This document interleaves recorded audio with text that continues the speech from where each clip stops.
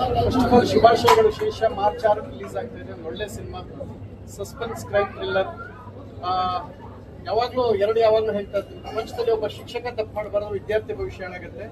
ಒಬ್ಬ ಪೊಲೀಸ್ ತಪ್ಪು ಮಾಡಿದ್ರೆ ಜನಗಳ ಭವಿಷ್ಯ ಹಾಳಾಗುತ್ತೆ ನಾನು ನಂಬಿದ್ದೆ. ಸೊ ಈ ಸಿನಿಮಾ ಪೊಲೀಸ್ ಎಷ್ಟು ಇಂಪಾರ್ಟೆಂಟ್ ಆಗಿ ಡ್ಯೂಟಿ ಮಾಡಬೇಕು ಅಂತ ಬಹಳ ಚೆನ್ನಾಗಿ ತೋರಿಸಿದ್ದಾರೆ. ಒಂದ್ಸಲ ಆಲ್ ದಿ ಬೆಸ್ಟ್. ನನ್ನ ಸಿನಿಮಾ ಟೀಮ್ನ ಪ್ರತಿಯೊಬ್ಬರು ಇದ್ದಾರೆ ಇದರಲ್ಲಿ. ನನ್ನ ಅತ್ಯಂತ ಆಪ್ತರಾದ ಶ್ರೀಧರ್ ಸರ್ ತುಂಬಾ ಪವರ್ಫುಲ್ ಪಾತ್ರ ಮಾಡಿದ್ದಾರೆ, ಖುಷಿ ಆಯ್ತು. ಅಂಡ್ ನಮ್ಮ ಸಿನಿಮಾದಲ್ಲೂ ಹೊನ್ನವಳ್ಳಿ ಕೃಷ್ಣ ತುಂಬಾ ಪವರ್ಫುಲ್ ಪಾತ್ರ ಮಾಡಿದ್ದಾರೆ, ಅಭಿನಂದನೆಗಳು. ಎಲ್ಲರೂ ಅಷ್ಟೇ, ಶೋಭರಾಜ್ ಸರ್, ಎಂಟರ್ ನಮ್ಮ ಟೀಮ್ ಆಲ್ಮೋಸ್ಟ್ ಅರ್ಧ ಟೀಮ್ ಇಲ್ಲೇ ಇದೆ. ಅಂಡ್ ಒಂದ್ ಸೆಕೆಂಡ್ ಒಳ್ಳೇದಾಗ್ಲಿ. ಶೇಷ ಇದೆ 6ನೇ ತಾರೀಕು ರಿಲೀಸ್ ಆಗ್ತಾ ಇದೆ, ಮಿಸ್ ಮಾಡಿದ್ರೆ ಥಿಯೇಟರ್ ಬಂದು ನೋಡಿ. ಒಂದು ಕ್ರೈಮ್ ಥ್ರಿಲ್ಲರ್ ಸಿನಿಮಾ. ಈ ತಿಂಗಳು ಬಹಳ ಸಿನಿಮಾ ಮುಂದೆ ಹೋಯ್ತಾ ಇದೆ. ಈ ಒಳ್ಳೆ ಸಿನಿಮಾ ತಿಂಗಳು ಶುಭಾರಂಭ ಒಳ್ಳೆ ಸಿನಿಮಾ ಮೂಲಕ ಆಗಿದೆ. March 6 okay. ಹೋಳಿ ಯಾವತ್ತು? ಇವತ್ತಲ್ವಾ? ಓಕೆ, ನಾಳಿದ್ದು ರಿಲೀಸು. ಇವತ್ತು ಹೋಳಿ ಎಲ್ಲ ಮುಗಿಸ್ಕೊಂಡು ನಾಳೆ ಸ್ನಾನಗಿನ ಮಾಡ್ಕೊಂಡು ನಾಳೆ ಬಂದು ಸಿನಿಮಾ ನೋಡಿ. ಮಿಸ್ ಮಾಡದೆ ನೋಡಿ. ಅದಾದ್ಮೇಲೆ ನಮ್ದು ಬರ್ತಾ ಇತ್ತೆ ಮಾರ್ಚ್ 19ನೇ ತಾರೀಕು ಫಸ್ಟ್ ನೈಟ್ ಬಿದ್ದೆವು, ಅದು ನೋಡಿ. ಇವ್ರದಂಗೆ ಇಂಪಾರ್ಟೆಂಟ್, ನಂದು ಇಂಪಾರ್ಟೆಂಟ್. ನಾನು ಅಷ್ಟೇ ವಿ ಟ್ಯಾಲೆಂಟೆಡ್. ನಮ್ಮ ಸಿನಿಮಾನ ನೋಡಿ. Okay, thank you. ಪ್ರಥಮ ಅವರೇ, ಪೊಲೀಸ್ ಅವರಿಗೂ ನಿಮಗೂ ಒಂದ್ ಸ್ವಲ್ಪ ಸಂಬಂಧ ಜಾಸ್ತಿ ಇದೆ. ಯಾವ ಸಂಬಂಧನೂ ಇಲ್ಲ. ಅವಾಗ ಪೊಲೀಸ್ ಸ್ಟೇಷನ್ ಹೋಗ್ತಾ ಇದ್ದೀರಾ? ಯಾರೋ ಕೆಲ್ಸಕ್ಕೆ ಬಾರ್ದ ಇದ್ದವ್ರು ಏನೋ ಹೇಳಿದ್ರು ಅಂತ ನೀವು ನಂಬ್ಕೋಬೇಡಿ. ಅಲ್ಲ, ಕೆಲ್ಸಕ್ಕೆ ಬಾರ್ದ ಪೊಲೀಸ್ ಇಲಾಖೆಯ ವ್ಯವಸ್ಥೆ ಯಾರೋ ಕೆಲ್ಸಕ್ಕೆ ಬಾರ್ದ ಇದ್ದವ್ರು ಹೇಳಿದ್ರೆ ನೀವು ನಂಬ್ಕೋಬೇಡಿ ಅಂತ. ನೀವು ಎಚ್ಚರಿಕೆಯಿಂದ ಇರ್ಬೇಕು. ನನ್ನ ಲೈಫಲ್ಲಿ ಇದುವರೆಗೂ ಒಂದು ಸಣ್ಣ ಕೇಸ್ ನಾನು ನೋಡೇ ಇಲ್ಲ ರೀ. ನೀವ್ ಹೆಂಗ್ರಿ ಹೇಳ್ತೀರಾ ಹಂಗೆಲ್ಲ ಕೂತ್ಕೊಳ್ರಿ? ನಾನು ಯಾವಾಗ್ಲೂ ಹೋಗಿದ್ದೀನಿ. ಅಲ್ಲ, ವಿಷಯ ಕೇಳಿ ಯಾವುದೇ ತೊಂದರೆ ಆದ್ರೂ ಹೋಗ್ತಾ ಇರ್ತೀರಾ, ಅಲ್ಲಿನ ವ್ಯವಸ್ಥೆ ಬಗ್ಗೆ ಗಮನ ಹರಿಸಿರ್ತೀರಾ. ಇಲ್ಲಿ ರಿಯಾಲಿಟಿ ತೋರಿಸಿದ್ದಾರೆ, ಪಾಪ ತೋರಿಸಿರ್ತಾರೆ. ಒಳ್ಳೇದಾಗ್ಲಿ, ಒಳ್ಳೆ ಪ್ರಯತ್ನ. ಅವರು ದೇವರಾಜ್ ಸರ್ ಇದ್ದಾರೆ, ನನ್ನ ಇಷ್ಟವಾದ ಆಕ್ಟರ್. ಪೊಲೀಸ್ ಡಿಪಾರ್ಟ್ಮೆಂಟ್ ಹೆಂಗಿರ್ಬೇಕು ಅಂತ ಒಂದು ಸಿನಿಮಾ ತೋರಿಸಿದ್ದಾರೆ. ಒಂದ್ ಸೆಕೆಂಡ್ ಆಲ್ ದಿ ಬೆಸ್ಟ್. ಎರಡನೇದು ಒಂದ್ ನೆನ್ಪಿಟ್ಕೊಳ್ಳಿ, ಯಾವಾಗ್ಲೂ ಹೋದವರೆಲ್ಲರೂ ಕೆಟ್ಟವರು ಅಂತಲ್ಲ. ನಾನು ಇಚ್ಛಾಶಕ್ತಿಯಿಂದ ಪ್ರಾರ್ಥನೆ ಮಾಡಿದೆ. ನಾನು ಒಂದು ಸಲ ನನ್ನ ಲೈಫಲ್ಲಿ ನಾನು ಯಾರಿಗೂ ತಪ್ಪು ಮಾಡಿಲ್ಲ. ಯಾರ ವಿಚಾರ ನನಗೆ ಯಾರೋ ಅನ್ಯಾಯ ಮಾಡ್ರು ಹಾಳಾಗೋಗ್ಲಿ ಅಂತ ಈ ಸಿನಿಮಾನು ಹೆಚ್ಚು ಕಡಿಮೆ ಹಂಗೇನೆ. ನನಗೆ ಅನ್ಯಾಯ ಮಾಡಿದ್ ಒಂದೇ ವಾರಕ್ಕೆ ವಾಪಸ್ ಅವ್ರು ಇಬ್ರು ಪುಣ್ಯಾತ್ಮರು ಒಳಗೋದ್ರು, ಅಮ್ಮ ಮತ್ತಿದ್ದು. ನನಗೆ ಯಾರು ತೊಂದರೆ ಮಾಡಿದ್ರು, ಮಾಡೋದಿನೂ ಆಕ್ಸಿಡೆಂಟ್ ಮಾಡಿದವರು ಒಂದು ಆಕ್ಸಿಡೆಂಟ್ ಮಾಡಿ 1.5 ಲಕ್ಷ ದಂಡ ಕಟ್ಕೊಂಡ್ರು. ಸೊ ಜೀವನದಲ್ಲಿ ಒಳ್ಳೇದ್ ಮಾಡಿ, ಒಳ್ಳೇದೇ ಆಯ್ತು. ನೀವು ಹೇಳಿದ ಅರ್ಧ ಕರೆಕ್ಟ್ ಆಯ್ತು. ನಿಮ್ನೆ ನೋಡಿ ಹಣ ಕಣ್ಣು ಹೊಡಿತಿತ್ತು ನಂಗೆ ಹೇಳಿದ್ರು. ನಾನೇನು ಹೇಳ್ದೆ ಅಂದ್ರೆ ಪೊಲೀಸರು ಎಚ್ಚರಿಕೆಯಿಂದ ಮಾಡಬೇಕು. ನನಗೆ ಖುಷಿ ಅಂದ್ರೆ ನನ್ನ ಸಿನಿಮಾದ ಮುಕ್ಕಾಲ್ ಭಾಗ ಟೀಮ್ ಇಲ್ಲಿದೆ. ಅವರ ಪ್ರತಿನಿಧಿಯಾಗಿ ಅಲ್ಲಿ ಬಂದಿದ್ದೀನಿ ಅಷ್ಟೇ. ಅವ್ರು ಮಾತಾಡ್ತಾರೆ. ನಾನು ಹೋಗಿದ್ದು ನನಗೆ ಬೇಜಾರಾಗಿತ್ತು ಅಂತ ಹೋಗಿದ್ದೆ. ನಾನು ಯಾರ ಮೇಲೂ ಬೇಸರ ಮಾಡ್ಕೊಂಡು ನನಗೇನಾಗಿತ್ತು ಅವಾಗ ಹೋಗಿದ್ದೆ ಅಷ್ಟೇ. ಥ್ಯಾಂಕ್ ಯು, ಧನ್ಯವಾದ. ಒಳ್ಳೆದಾಗಿ ನಿರ್ದೇಶಕ ಕೃಷ್ಣನ ಅರ್ಥ ಮಾತ್ರ ತಾಳ್ಮೆ.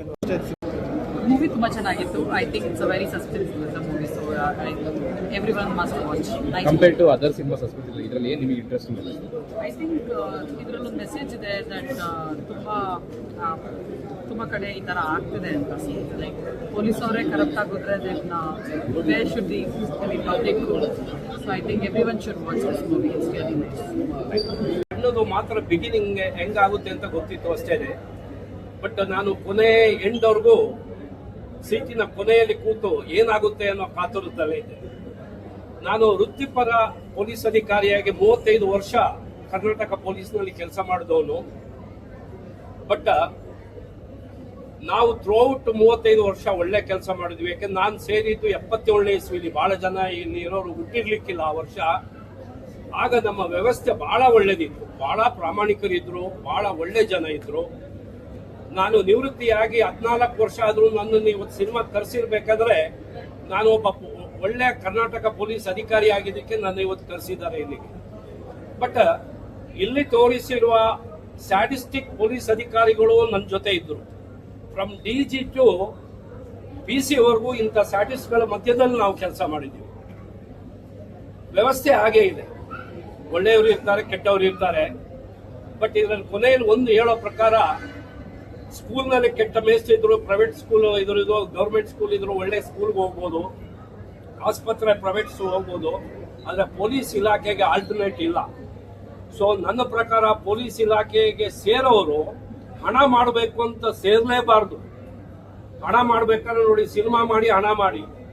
ಪೊಲೀಸ್ ಇಲಾಖೆನಲ್ಲಿ 24/7 ಕೆಲಸ ಮಾಡೋರು, ಮತ್ತೆ ಕೈ ಮತ್ತೆ ಬಾಯಿ ಹೃದಯ ಶುದ್ಧವಾಗಿಟ್ಕೊಂಡಿರೋದು, ಮತ್ತೆ ಕಿವಿ ಅದನ್ನು ಶುದ್ಧವಾಗಿಟ್ಕೊಂಡಿರೋರು ಸಕ್ಸಸ್ಫುಲ್ ಪೊಲೀಸ್ ಆಫೀಸರ್ ಆಗಿದ್ದಾರೆ.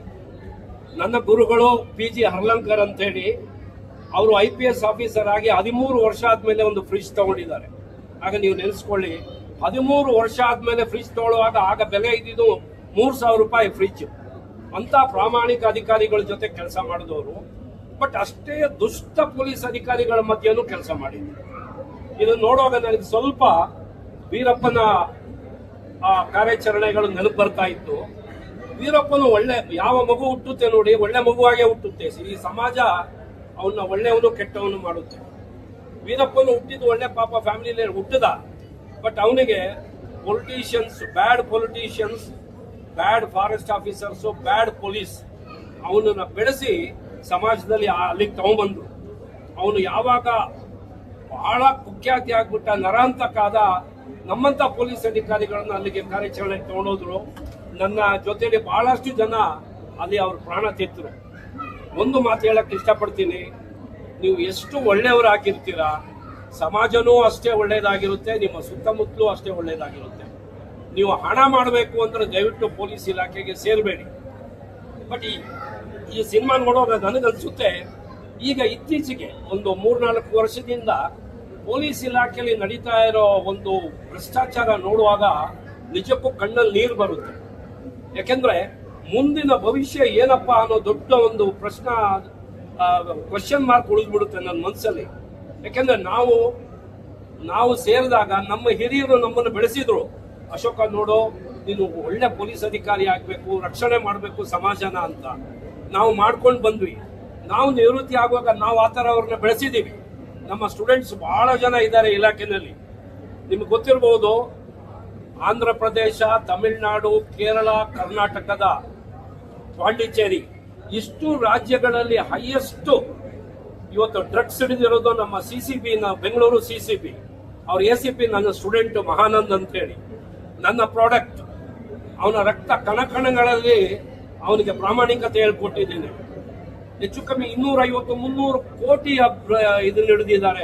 ಇದನ್ನು ಇವತ್ತು ಪೇಪರ್ ನೋಡಿ, ಸುಮಾರು 220 ಕೋಟಿದು ಹಿಡಿದಬೇಕು.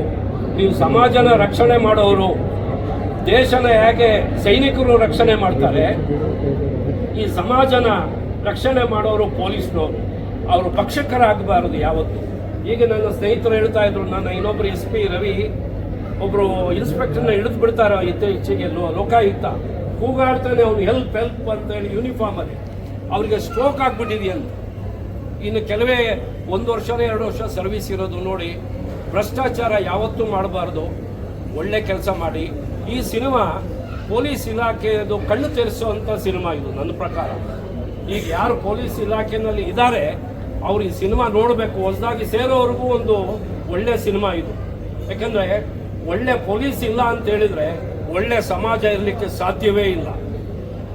ನನಗೆ ನಮ್ಮ ಪ್ರತಿ ಕ್ಷಣ ನಾವು ಕಾಯ್ತೀವಿ ವಾಟ್ ನೆಕ್ಸ್ಟ್ ಅಂತ ಒಂದು ವಿಚಾರ ಕೊನೆ ಮಿನಿಟ್ ತನಕನೂ ತಗೊಂಡು ಹೋಗಿದೆ ಈ ಸಿನಿಮಾ ಅಂತ ಹೇಳೋದಕ್ಕೆ ಖಂಡಿತವಾಗ್ಲೂ ಖುಷಿ ಪಡ್ತೀನಿ. ಲಾಸ್ಟ್ ಮಿನಿಟ್ ತನಕ ಏನಾಯ್ತು ಅಂತ ಸೀಟ್ ತುದಿನಲ್ಲಿ ಕೂತು ನೋಡುವಂತ ಎಷ್ಟೋ ಸನ್ನಿವೇಶಗಳಿದೆ. ಸೊ ಹಾಗಾಗಿ ಅಮೇಝಿಂಗ್ ಆಗಿ ಮೂಡ್ ಬಂದಿದೆ ಸಿನಿಮಾ. ಅಂಡ್ ಪ್ರತಿಯೊಬ್ಬ ನಟ, ಅದು ಯಾರೇ ಆಗಿರಬಹುದು, ಆಮೇಲೆ ಎಲ್ಲೂ ಬೋರ್ ಅನ್ಸಲ್ಲ ನಮ್ಗೆ. ಇನ್ನೇನೋ ಕಂಟೆಂಟ್ ಬೇಕಿತ್ತು, ಮತ್ತೊಂದಿಷ್ಟು ವಿಚಾರ ಬೇಕಿತ್ತು ಅಂತ ಎಲ್ಲೂ ಅನ್ಸಲ್ಲ. ಆ ಥರ ಅದ್ಭುತವಾಗಿ ಮೂಡ್ ಬಂದಿರುವಂತ ಒಂದು ಸಿನಿಮಾ. ಅಂಡ್ ಅದು ಡೈರೆಕ್ಟರ್ ವರ್ಕ್ ಆಗಿರಬಹುದು. ಇನ್ಫ್ಯಾಕ್ಟ್ ಪ್ರೊಡ್ಯೂಸರ್ಗೆ I would like to congratulate. ಯಾಕೆಂದ್ರೆ ಈ ತರದೊಂದು ಥ್ರಿಲ್ಲರ್ ಸಿನಿಮಾ ಮಾಡೋದಕ್ಕೆ ಸಾಕಷ್ಟು ಜನ ಕಮರ್ಷಿಯಲ್ ಸಿನಿಮಾಸ್ ಬಗ್ಗೆ ಎಲ್ಲರೂ ಒಲವು ತೋರಿಸ್ತಾರೆ. ಬಟ್ ಈ ತರದೊಂದು ಸಿನಿಮಾ ಮಾಡೋದಕ್ಕೆ ಖಂಡಿತವಾಗ್ಲೂ ಯೋಚನೆ ಮಾಡ್ತಾರೆ. ಬಟ್ ಅಮೇಝಿಂಗ್ ಜಾಬ್ ಅಂತ ಹೇಳಬಹುದು. So congratulations and to the director also. ತುಂಬಾ ಅದ್ಭುತವಾಗಿ ಸಿನಿಮಾನ ತಗೊಂಡು ಹೋಗಿದ್ದಾರೆ. So once again congratulations to the whole team. And ಜನರಿಗೆ ಐ ಆಲ್ವೇಸ್ ರಿಕ್ವೆಸ್ಟ್, ಪ್ಲೀಸ್ ಬಂದು ಸಿನಿಮಾನ ನೋಡಿ ಕನ್ನಡ ಸಿನಿಮಾಗಳನ್ನ ಉಳಿಸಿ ಬೆಳೆಸಿ ಅಂತ ಕೇಳ್ಕೊಳ್ತೀನಿ. Thank you so much. Cinema ಬಗ್ಗೆ ಒಂಥರ ಸಸ್ಪೆನ್ಸ್ ಮೂವಿ, ಚೆನ್ನಾಗಿದೆ. ಏನು ಇಷ್ಟ ಆಯ್ತು ಮೇಡಮ್? ರಿಯಾಲಿಟಿ, ಓಕೆ, ಏನದು ಏನು ಐ ಮೀನ್ ಏನು ಮಾಡಿರ್ತೀವೋ ಅದನ್ನೇ ಅನುಭವಿಸ್ತೀವಿ ಅನ್ನೋದನ್ನ ರಿಯಾಲಿಟಿ ಆಗಿ ತೋರಿಸಿದ್ದಾರೆ. ತುಂಬ ಚೆನ್ನಾಗಿದೆ ಮೇಡಮ್. ಫ್ಯಾಮಿಲಿ ಬಂದು ನೋಡ್ಬೋದಾ? ಫ್ಯಾಮಿಲಿ ಬಂದು ನೋಡ್ಬೋದು. ನಿಮಗೆ ಏನು ಇಷ್ಟ ಆಯ್ತು ನಿಮಗೆ? ಆಕ್ಟಿಂಗ್ ಎಲ್ಲ ಚೆನ್ನಾಗಿ ಮಾಡಿದಾರಾ? ಏನಂತ ಚೆನ್ನಾಗಿದೆಯಾ? ಚೆನ್ನಾಗಿ